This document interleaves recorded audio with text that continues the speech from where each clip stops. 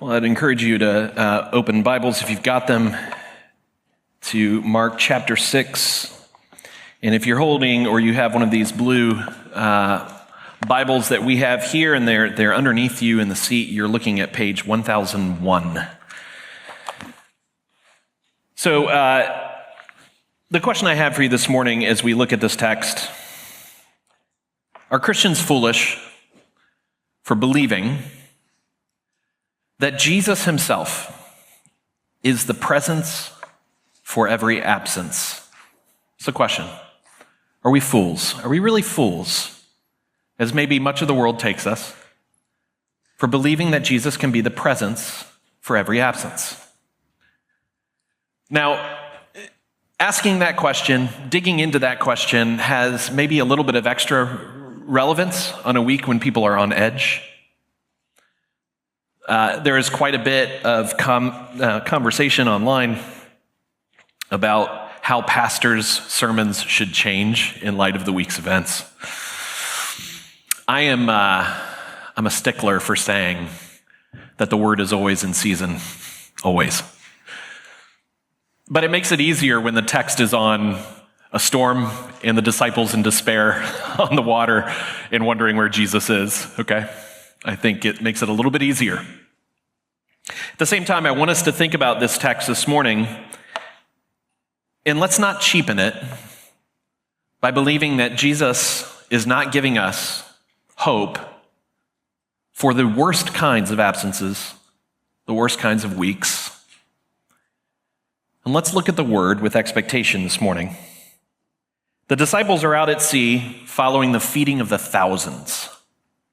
And you remember how I told you that Mark really reads like a Brazilian steakhouse. Every text, every section is yet another thing, right? It's this other beautiful thing. Last week it's feeding all these people. This week it's Jesus walking on water. Well, Jesus sends the disciples away. He sends them out on the water over to Gennesaret. And Jesus is dealing with the aftermath of the feeding of the thousands.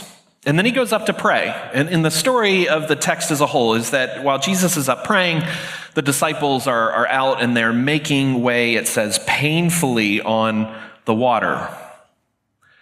But something helpful for you to know about that is that the word, in some of your versions of the Bible might actually say this, is that they were tormented by the wind. That word that's used there, that's translated in the ESV as making way painfully, it's often used for people who are in despair, who are in an absence of some kind, who are experiencing that question where you say, I know you say you're not gone, but I don't see you, Jesus, right? And in fact, they are in that place of torment for hours. They're heading out on the water somewhere around midnight. This watch is somewhere between 3 or 4 a.m. to anywhere as late as 5 to 6 a.m. So they've been out there for a while. They've been suffering. But when Jesus walks on water, it is one of the most essential stories of the Bible. And what I mean is essential is most people know it. Most people are familiar with it. Jesus walks on water. I think I understand that. But we tend to look at this story as like a mic drop. It's just Jesus saying, look what I can do, right? Jesus walks on water, so we're all supposed to go, well, clearly this guy is God. But that's not what's going on here. In fact, it's far more essential maybe than we realize. That it's tremendously powerful for all of us in the middle of the absences that we experience. And I don't need to list them for you. You know what I'm talking about. It's whatever just makes your soul howl, whatever it is that makes you say, if only, right? That's the absence. So what we're going to see in order to understand that, it's really simple. When we see Jesus walking on the water, we're going to ask the question, where did he come from? And where is he going? And how are we going to endure the storm? Where's he going? Where's he come from? Where's he going? How are we going to endure it? So I want to read the text for us, starting in verse 45 and going all the way through verse 56, which is when Jesus and the disciples get to where they're going and what happens there. So starting in verse 45, immediately, one of Mark's favorite words, immediately this happened. Immediately he made his disciples get into the boat and go before him to the other side to Bethsaida while he dismissed the crowd. And after he had taken leave of them, he went up to the mountain to pray. And when evening came, the boat was out on the sea, and he was alone on the land. And he saw that they were making headway painfully, for the wind was against them.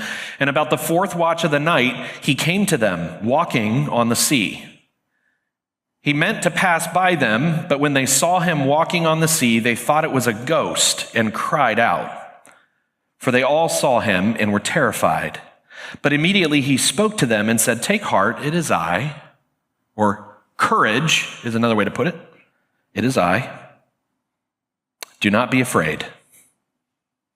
And he got into the boat with them, and the wind ceased, and they were utterly astounded. For they did not understand about the loaves, but their hearts were hardened. And when they had crossed over, they came to land at Gennesaret and moored to the shore. And when they got out of the boat, the people immediately recognized them, or him, and they ran about the whole region and began to bring the sick people on their beds to wherever they heard he was. And wherever he came, in villages, cities, or countryside, they laid the sick in the marketplaces and implored him that he might touch that they might touch even the fringe of his garment. And as many touched it were made well. So where's Jesus coming from? That's the question. Where's Jesus coming from? Well, he's coming from a mountaintop alone. He just finished feeding them. There's nothing to indicate here that even when he sees the disciples that their lives are in danger. But what's happened here, where he's coming from, is he's coming from the tail end of this miracle. If you read the event in the book of John, you'll recognize that the people were seeking, after eating from Jesus, they were seeking to make him a king. When Jesus sends the disciples away, it's at least in part because maybe he thinks the disciples are not going to be a help when he's trying to put down this attempt to make him king. Probably because the disciples want him to be king too. So Jesus, faced with a crowd that's saying, "You must be the one, you fed us, be the king of all bread makers," right? Jesus says no. Where's he coming from? He's coming from an unbelieving people. They had eaten, but they did not see him as the bread of life, right? So there's all kinds of torment going on here with the disciples. And when Jesus shows up, he shows up as this whole story. Jesus is not just Jesus here. He is an entire story for them. And I want to kind of help you understand it. Because first we need to think about this. When you encounter the apparent absence of God or torment, maybe you're there. Maybe you're in a place where you're like, I just don't know if I can follow Jesus right now. When you're in that place of torment, you often try to create some presence to fill the space, that absence. And we often fill it with some version of Jesus that's not really Jesus, or some version of a God that we want to follow. And that doesn't usually serve us well. Because whatever God we create in the middle of our absence, and you have to imagine where the disciples are. They're pushing as hard as they can. They're rowing. They're making no headway. They're Jesus' own people, and they can't get to where they're going. You have to create some kind of God in that space of torment. Who am I going to follow? Who's going to help me? And I think most of us this morning here probably struggle with that too. When you're in that place of absence, you create all different versions of God. The God who is punishing you. The God who can't help you, but really wants to. The God who's just going to stand by because he told you and you made those rough choices, and now he's just going to kind of stand at a distance and watch things go down. The indifferent God, the punishing God, the pushover God. You know, Mary Shelley, who wrote Frankenstein, You may be wondering why that quote is in your worship guide. Wasn't looking for that today, right? But let me explain why. Shelley understood something about what happens when we create something in our own image. And that is that those things often become monsters. The story of Dr. Frankenstein and Frankenstein's monster is really about the fact that Dr. Frankenstein's creation goes awry and isn't what he expects. And the monster has quite a philosophical conversation with Dr. Frankenstein at one point, and here's what he says. I'm sure in grunts and whatever else, right? He says this: "You, my creator, detest and spurn me. Thy creature, to whom you art bound by ties only dissoluble by the annihilation of one of us," which is much more than the grunts that you see in whatever Frankenstein movie you've ever seen, right? What he's saying is this: we are tied together. You created me, and you're stuck with me, and you're going to have to kill me in order to be rid of me. The gods that we create, the punishing God, the pushover God, the God who's indifferent, those gods will not go away unless they are killed, unless they are put down by the story, the true story of the scriptures. And that is precisely what Jesus does as he shows up to the disciples. He is becoming the God that they didn't realize they needed, the one who is real, not the fake. And as we read this, we have to see the way in which God does the same thing. The God you may have brought with you, that's the pushover, the punisher, the indifferent, that's not the God you need. Let me tell you about this one. So Jesus shows up at the boat, and a couple of things happen.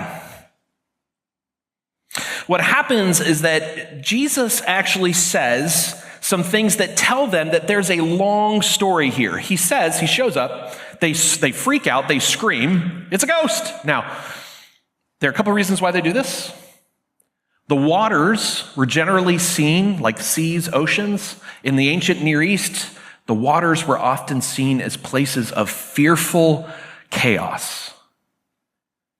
And so in Hebrew literature, ghosts, and they weren't like preoccupied with ghosts, not like we are. But when ghosts showed up, they often showed up in places like this. So the fact that they see a ghost is actually a reflection of what they see about the water. The water is a place of danger and chaos. And Jesus comes walking on it. They didn't have a category for that yet. Why is Jesus walking on it? How is he so strong? How is he in charge of this thing that terrifies me? Now, I'm going to set that aside for a second and contrast it to the gods that we often create. Now, it's always unfortunate when you see an article about something the day that you're about to preach a sermon, all right? But you may have seen and I already knew this was happening, but it was just so overwhelming. We've got AI chat bots that are confessionals. In other words, they become your AI priests. And they advise you. Now, let me tell you how I think the advising from the AI chatbot probably goes. It probably goes something like, you know what? It's going to be okay. You're all right. You do you. It's a good thing you told me, but I love you.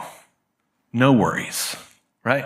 I'm not saying that's necessarily the way that the AI chatbot priest responds, but I will say that like everything else AI, it's created to tell you what you want to hear, right? The God who can be kind and non-obtrusive. Here's Jesus showing up, walking on water, the sign of total chaos.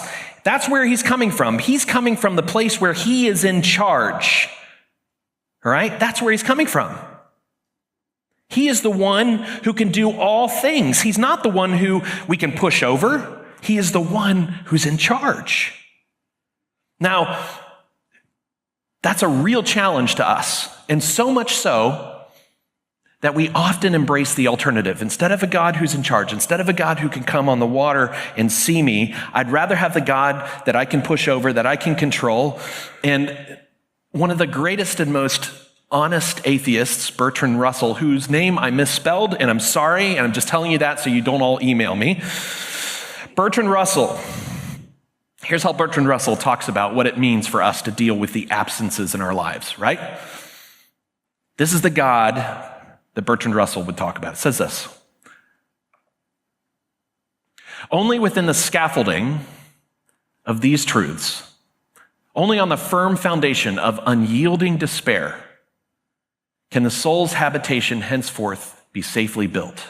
In other words, only when you are willing to grapple with the fact that the absence is all there is, only then can you live a full life.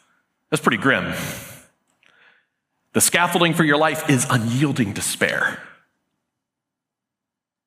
Why? Because you can't do anything about the absence. Instead, we have Jesus show up. He walks on the water. The disciples cry out, and then Jesus says two really curious things.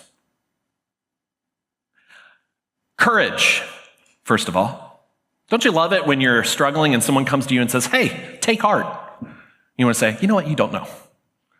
You need a reason. You need an answer to that. You can't just tell me to take heart. So Jesus gives an answer. What is his second answer? He says, courage, I am.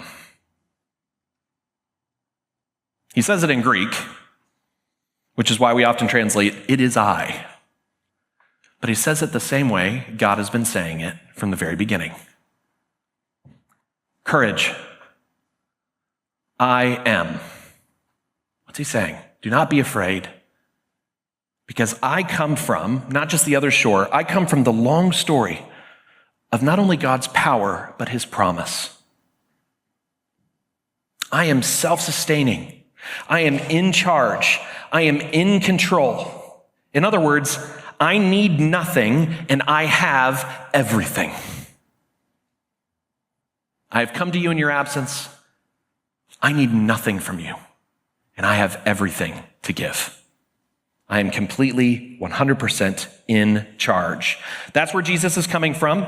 It's a little bit disturbing, I'm sure, for the disciples. He shows up walking on the water. He says, I am. Don't forget, I am the God who's been around forever. I've been in charge. I've been the same God of Abraham, Isaac, and Jacob. So then we ask this: where is Jesus going? We've got where he's coming from. It's quite a challenge. Now, where is he going? Where is he going to? Well, he's going to a people who have none of these things. They're not in charge. They're not in control. They don't have everything they need. They can't do everything they need to do. They are unable. They are in the absence. That's where Jesus is going. The collision of these two things is what's really going on here. Jesus' sufficiency and our insufficiency. Why do we need to see Jesus walk on water? It's so that we can understand that this is what captures God's heart. When Jesus is up praying, he sees the disciples and he is gripped by their torment and he pursues them.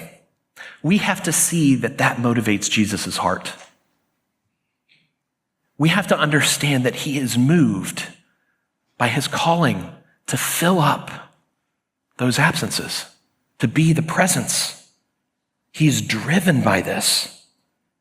How do we know that Jesus has more in mind than just giving the disciples a break from the heavy work? Well, here's how we know.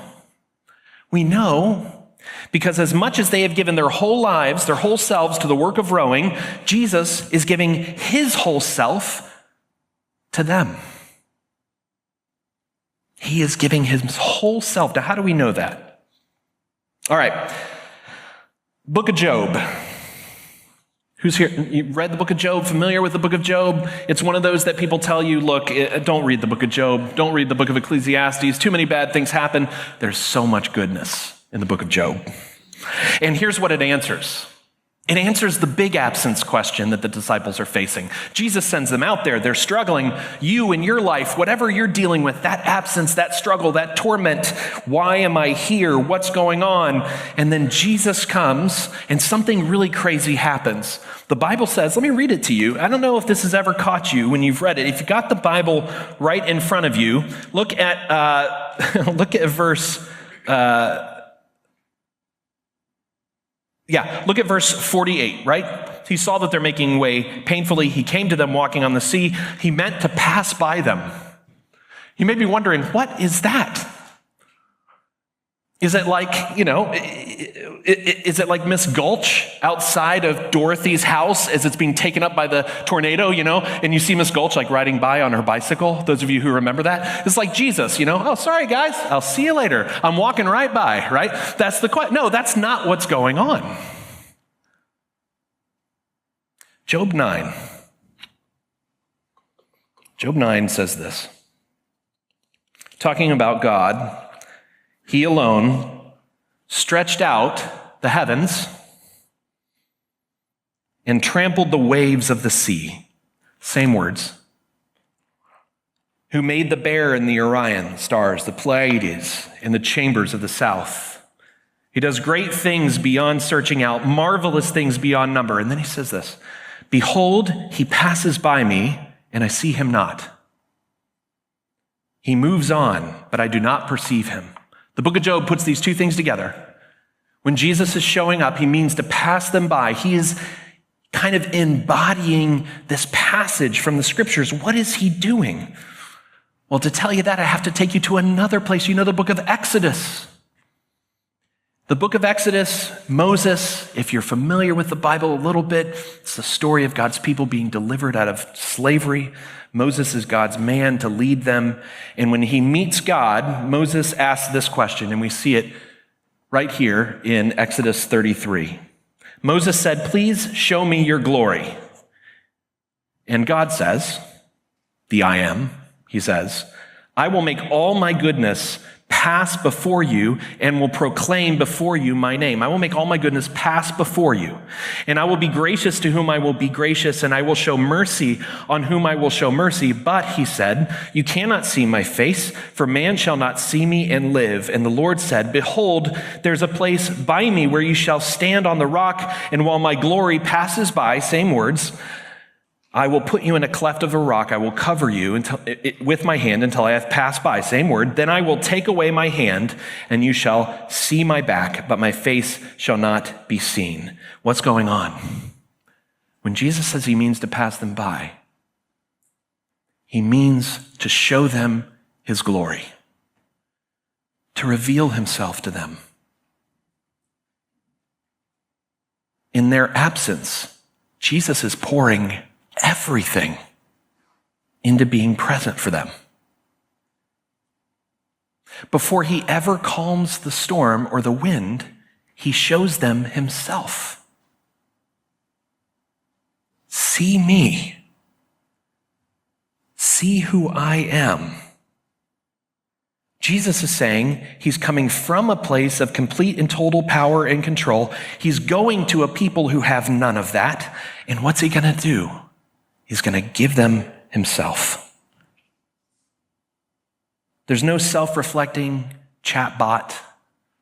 There's no false God you can create, no punisher, no pushover, no indifferent God that shows up in the absence and gives himself to it. That's what's going on here. Jesus walks to them and gives himself.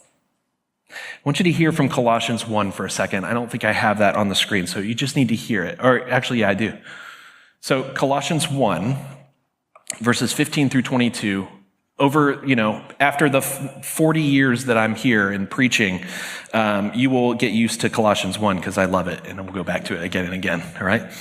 So verses 15 through 22, he is the image of the invisible God, the firstborn of all creation. Again, we see him. He shows himself to us. By him all things were created in heaven and on earth, visible and invisible, even storms, even whatever your thing is. Whether thrones or dominions or rulers or authorities, all things were created through him and for him, and he is before all things, and in him all things hold together. And he is the head of the body, the church. He is the beginning, the firstborn from the dead, that in him everything might be preeminent. Now, that's where he came from. For in him all the fullness of God was pleased to dwell, and through him to reconcile to himself all things, whether on earth or in heaven, making peace by the blood of his cross. And you who once were alienated and hostile in mind, doing evil deeds, who were in the absences, right? He is now reconciled in his body of flesh by his death. I just want to stop there and help you understand that when someone says, when you read in some book, and it's a good thing, and it says, look, Jesus says you must be content with him, himself, not just his gifts, but him. This is what we're talking about. A God who says, I would give you all of me. I'm upset, Jesus, about enduring the trial, and I don't know why you did it. And I don't know why you're allowing it. And I'm in the middle of that absence, and it is breaking me. But I have to also understand at the same time that the God who had all the power to create the world as it is,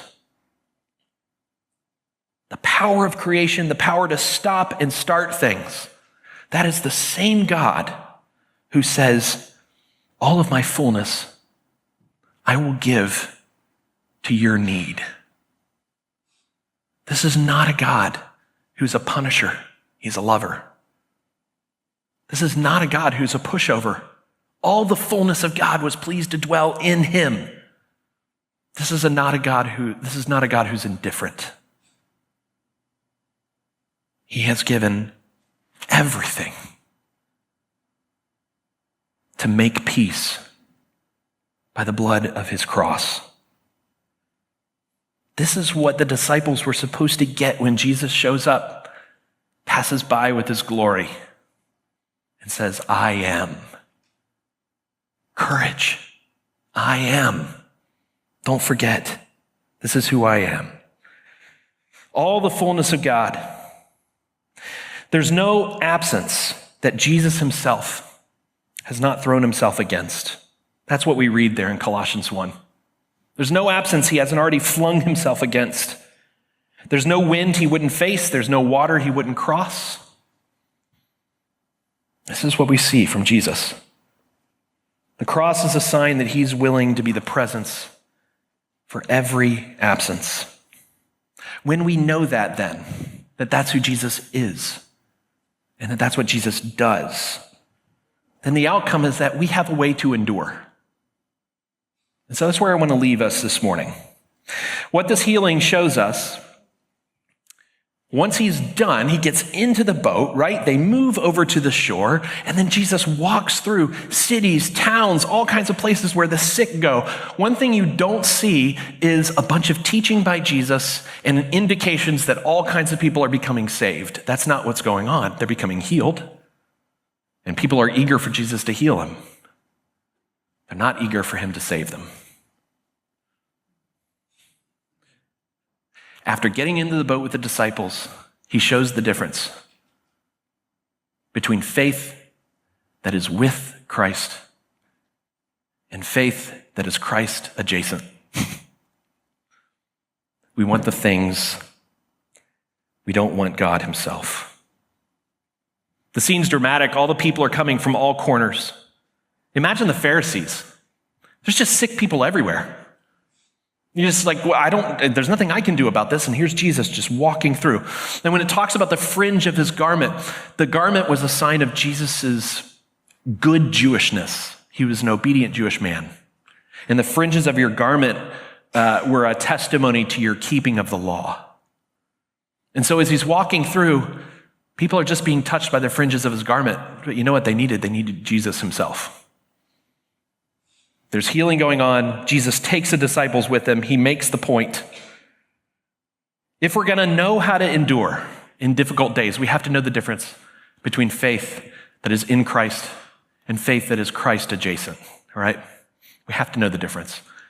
And I'm going to take you to one weird thing that happens in this text to help you understand it as we end.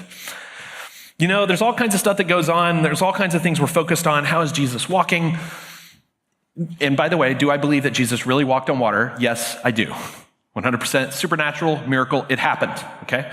The wording does not give us any room for anything else. It's not saying he walked but didn't really walk. That's not what's happening, okay? Very clear.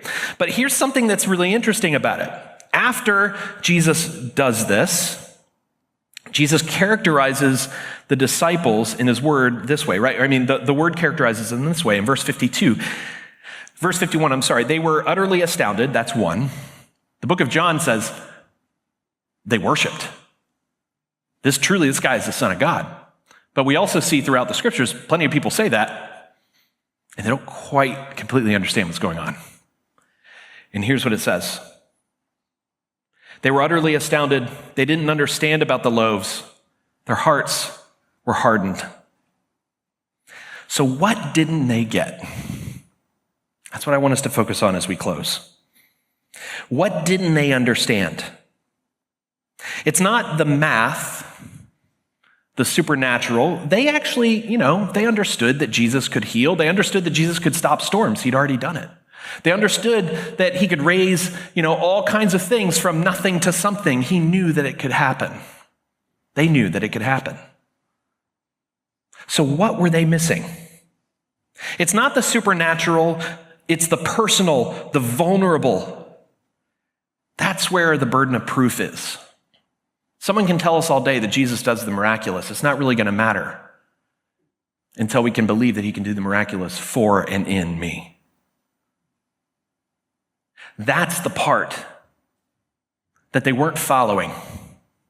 They were seeing Jesus' miraculous works in all kinds of things. He was providing all kinds of stuff. They knew that he could be the God of food, safety, sickness, and healing.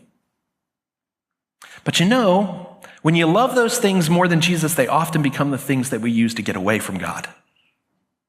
I need more health, more food, more stuff, more happiness. So what did they miss? They missed that God was more than their stuff, that he had given them himself, and that by giving them himself, he had given them more than the food and the safety and the stuff. He had given them peace and hope. He'd given them forgiveness from their sins. He had saved them. They believed that Jesus could calm the winds. But what they didn't get was that despite them having nothing and doing nothing, they could have the fullness of God. Despite them having nowhere to go, nothing to do, nothing to their name, no good reputation, they could have the fullness of God. The only tricky thing was they had to give him their lives. They had to give him their lives. They had to give up on anything else, being the bread of life and the thing they needed most. That's what it is to have faith in Christ rather than just being near Christ. What happens? Well, I want to give you just a couple of applications this morning, just 3 of them. One is you have to have Jesus himself, not just his blessings. He is the presence that fills every absence. He is. So you have to dive into, what has he done on my behalf? How do I understand him as a sacrifice for my sin? I have to know that he's been the promise keeper. He's the atoner. He gives me everything that I need for life in Christ. I have to know that. He has replaced my yesterdays and my tomorrows with his presence. I have to know that. I have to know that he has assumed the responsibility for my sin. And he's given me the gift of righteousness by grace. He has to be the fullness, not his blessings. So I want us to consider that, to think about that. The second thing is this: in the storm, don't throw Jesus off the boat. All right? Don't throw Jesus off the boat. What do I mean by that? We are constantly steering Jesus for shallower waters of faith. We're constantly saying, Jesus, I don't need you for all this. Let's go. I know that what you really want, Jesus, is you just want me to be good. Jesus, you just really want me to be safe. And what Jesus is constantly saying is, no, I want you to submit the very real absences, the fears, the brokenness, the worry, and I want you to see how I meet what you need by myself. Don't throw Jesus off the boat in your torment. You may feel he isn't there. My encouragement to you is to be brave in going to Jesus, even when you feel like, I cannot see you. That's the picture of Job, right? One of the reasons why the book's so good. Job 9 shows us, in the middle of suffering, what's he doing? I cannot see you. Who's he talking to? The God he can't see. The God he's struggling to believe in. That's how you suffer. That's how you endure. You endure in God's direction. Don't throw Jesus off the boat. He has come to be near. If you're struggling, if you're failing in your walk with Christ, the very best place you can be is with Jesus. Let him see what's really going on in your heart of hearts. Third thing, Christianity's greatest courage, its greatest courage, the most important way, what Jesus was telling them is to cast out fear by all that God is for us in Christ. Cast out fear, not by being smarter, stronger, more vicious than the next guy, returning evil for evil. Be courageous. Why? By recognizing all that Christ is for us. Go back to Colossians 1. It's my recommendation. Spend lots of time there, all right? Something missing from this event, as I close, something missing from this event in Mark, but it's mentioned in Matthew. Do you remember that Peter gets out on the water? You know? A lot of us like to focus on that. And I think it's really interesting that in Mark, which is Peter's telling, he doesn't mention it. I don't think it's because he's embarrassed that he can only stand on water for a minute. I think it's because he genuinely felt it was a distraction from the core point of what was going on. Now, to me, that'd be the story I want to tell all the time. You know, I also walked on water, you know. No. Peter's like, no, you need to see. You need to see what's going on here. The answer is that Peter knew it wasn't the point. Because it wasn't the point, Peter being out on the water. And it actually wasn't even the point that Jesus walked on water, although we get fixated on that. The point was that Jesus walked on the water in order to pass by them and be with them in the boat. He goes out on the water so that the one who has everything and needs nothing could be the presence in every absence for us. Not so that we'd say, man, that's awesome, you can walk on water, but so that we would see him in his incredible demonstration of godly power and authority, and note that this one emptied himself for us. Have courage, do not fear, because the fullness of God is with you and by faith in you. That's how we endure.